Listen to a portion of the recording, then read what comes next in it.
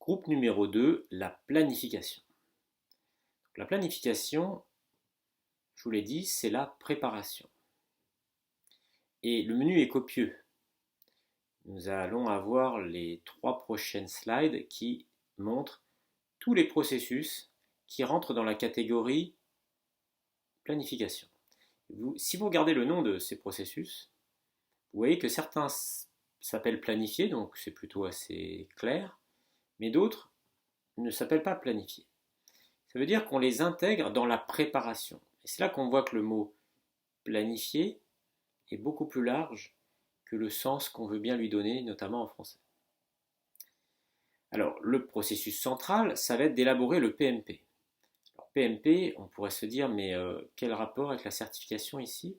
Alors, PMP, quand il n'y a pas de petit R dessus, de registered, de copyright, ça ne veut pas dire Project Management Professional. Ça veut dire, en anglais, Project Management Plan, et en français, plan de management de projet.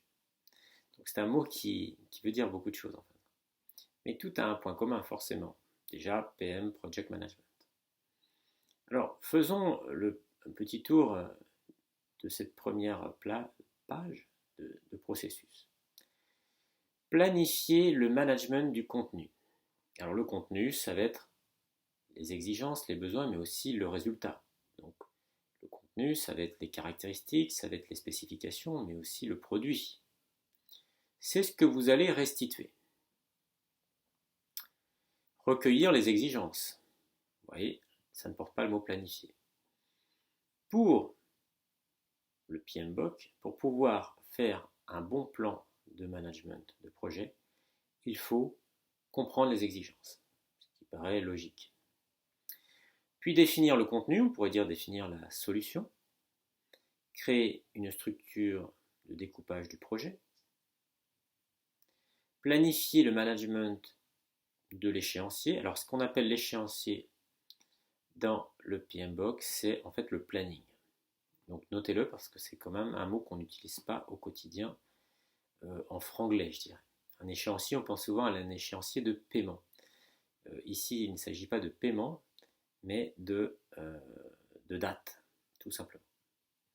Donc, quelque part, c'est planifier le planning. Et oui, parce que ça prend du temps de planifier. Alors, même si un chef de projet ne doit pas avoir toujours le nez dans son planning, il doit le mettre à jour régulièrement, à chaque fois qu'il y a un changement, par exemple.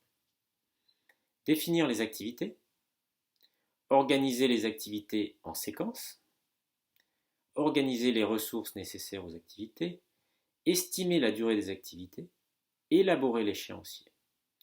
Donc là, on est complètement dans la planification des délais, on est dans la logique de décrire le travail. C'est ce qui prend certainement le plus de temps au chef de projet pendant sa préparation.